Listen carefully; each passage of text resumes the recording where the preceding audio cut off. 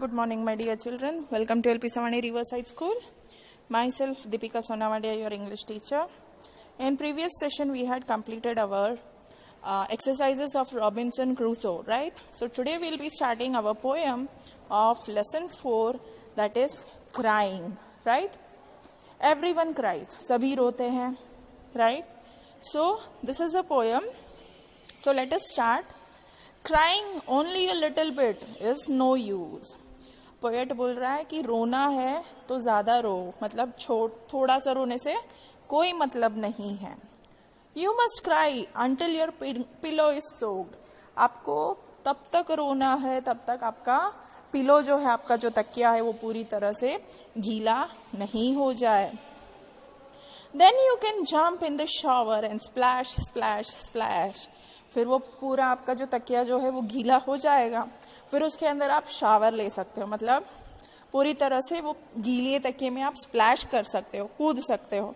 मतलब इतना ज़्यादा रोने के लिए हमें पोएट बोल रहा है. Then you can throw open your window. फिर आप क्या कर सकते हो कि आप विंडो ओपन कर सकते हो और हा हा हा, राइट, ऐसे मतलब एकदम से एंजॉय कर सकते, क्योंकि एक बार आप दिल खोल के रो लोगे, फिर आपके मन में कुछ नहीं रहेगा. And if people say hey what's going on up there, अगर फिर लोग आपको देख के बोलेंगे कि ये क्या हो क्या रहा है यहाँ पे, हा हा हा सिंग बैक. फिर से हा हा हा करके आप सिंग करो. Happiness was hiding in the last tear. Because happiness जो है, आपकी जो खुशियाँ जो है, वो आपके लास्ट आंसू में छुपे हुए थे. बिकॉज सारे आंसू निकल जाते हैं, फिर हमारे मन में कुछ नहीं रहता है, जिसकी वजह से हम लोग एकदम फ्री हो जाते हैं और खुश हो जाते हैं. और लास्ट आंसू उसने बहा के आई वेप्ट इट, मतलब उसने पूरा अपना आंसू निकाल दिया और हा हा हा करके वो गाना गाने लग गया. सो ये पोयम लिखी है गाल्वे किनल ने. किसने? गाल्वे किनल ने. सो एक बार फिर से हम लोग ये पोयम रीड करते हैं. Crying only a little bit is no use. You must cry until your pillow is soaked. Then you can jump in the shower and splash, splash, splash. Then you can throw open your window and ha ha, ha ha. And if people say, hey, what's going on up there? Ha ha, sing back. Happiness was hiding in the last tear. I wept it, ha ha. Okay, now ये words है, word meanings है. First is soaked. Soaked मतलब completely wait, पूरी तरह से गीला. Shower, bath in which water is spread from above, मतलब ऊपर से जो स्प्रे होता है उसे शावर कहते हैं. वेप्ट, शेड टीयर्स या फिर क्राइड. वेप्ट मतलब आंसू बहाना या फिर रोना, राइट. सो ये है वर्ड मीनिंग्स. अब आगे है exercises. So let us start the exercise. According to the poet, should you cry a little or should you cry a lot? Poet के हिसाब से हमें थोड़ा रोना चाहिए या फिर ज्यादा. According to the poet, we should cry a lot. Poet के हिसाब से हमें ज्यादा रोना चाहिए. What can you do after crying a lot? बहुत रोने के बाद आप क्या कर सकते हो? We can take shower and then laugh out loud and sing with happiness after crying. बोल रहे हैं कि हम लोग शॉवर लेने के बाद हम लोग शॉवर ले सकते हैं और जोर जोर से हंस के गाना गा सकते हैं. रोने के बाद में एकदम खुशी हम लोग दिखा सकते हैं रोने के बाद में. Now read the first 2 lines in the poem. Is the mood. अब यहाँ पे 2 लाइन, फर्स्ट पोयम की जो 2 लाइन है उसमें क्या पता चलता है हम लोगों को कि मूड कैसा है. तो मूड है सैड, राइट. उसका मूड था sad. In the last few lines, the mood of the poet has changed. What is it now? फिर थोड़ी बहुत लाइन्स होने के बाद लास्ट की जो लाइनें थी उसमें पोएट का मूड कैसा था? Very happy. Now are this sentences right और रॉन्ग? अब यहाँ पे राइट और रॉन्ग करने हैं. The poet says you must not cry much. उसने बोला कि ज्यादा नहीं रोना है. रॉन्ग. उसने बोला था ज्यादा रोना है. The poet says that you should cry till your pillow is soaked. Poet बोल रहा है कि हम लोगों को वहां तक रोना है जब तक हमारा तकिया पूरी तरह से गीला नहीं हो जाए. सो right. The poet says that after crying you should open the window and laugh so that people will see that you are happy. तो रोने के बाद, बहुत ज़्यादा रोने के बाद हम लोगों को क्या करना है, विंडो ओपन करके ज़ोर ज़ोर से हंसना है, ताकि हम लोगों को लोग देख सके और वो हमें देख सके और जान सके कि हम लोग बहुत ही हैप्पी है. The poet says that you should open the window and show people that you are crying.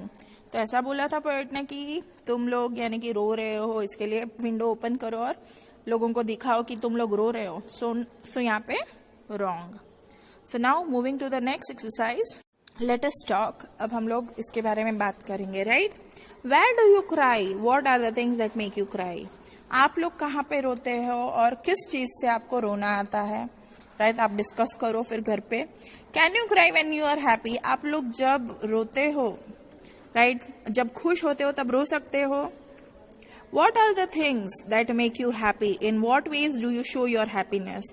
अब कौन सी चीजें जिससे आप खुश होते हो, राइट, और किस तरह से आप अपनी खुशी को जताते हो, खुशी बताते हो, राइट. तो ये पेज पे आपको सिर्फ डिस्कस करना है, लिखना नहीं है ये पेज का कुछ भी. Now these are the words, so let us start reading. Dash, bash, splash, cash, thrash. Steer, tear, clear, dear and dear. Shower, power, tower, flower and blower.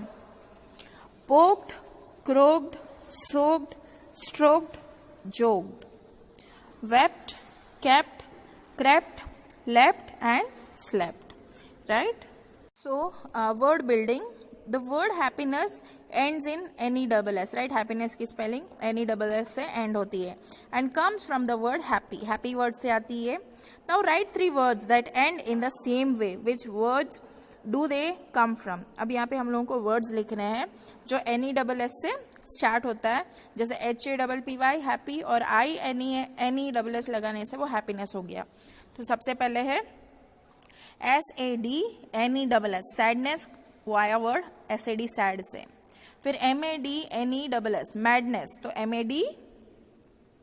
MAD से आया. फिर HOLINESS होलीनेस, तो यहाँ पे ये आया स्पेलिंग HOLY होली से, right. ये होली मीन्स वो पवित्र जो बोलते हैं ना, जो पवित्र चीज होती है जो एकदम से अच्छी सी एकदम भगवान के, तो ये वो होली वाली है, वो प्लेइंग वाली होली नहीं, जो फेस्टिवल आती है वो होली नहीं है.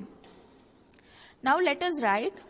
Fill in the blanks with the exact feeling word. हम लोग कैसा फील कर रहे हैं वो वर्ड हम लोगों को लिखना है, मतलब कौन सा वर्ड यहाँ पे सूट होता है फीलिंग वाला.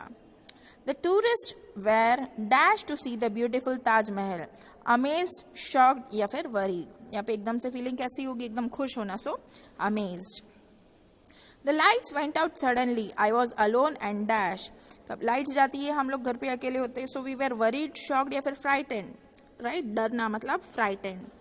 He has been ill for a long time and his parents were dash. Unhappy, worried या फिर angry. किसी के पेरेंट्स मतलब किसी का बच्चा बहुत टाइम से बीमार है, तो फिर पेरेंट्स क्या होते हैं, राइट, तो फिर वो वरीड होते हैं, चिंतित होते हैं, मतलब उनको बहुत ज्यादा चिंता रहती है. Next, the shopkeeper was dash when he saw his safe wide open with all his money missing. तो शॉपकीपर था, तो उसने देखा कि उसका जो सेफ था, मतलब उसका जो पैसे रखने की जगह थी, तो फिर वहां पे पैसे मिसिंग थे, तो फिर वो क्या हो गया, अनहैप्पी, शॉक्ड या फिर एंग्री. तो फिर यहाँ पे क्या हो गया, वो शॉक्ड हो गया, एकदम से शॉक हो गया कि उसके पैसे कहाँ गए. सो यहाँ पे ये पोएम के एक्सरसाइजेस और पोएम का एक्सप्लेनेशन यहाँ पे खत्म हुआ. बाकी का हम लोग नेक्स्ट सेशन में स्टार्ट करेंगे, ठीक है. Till then bye, take care.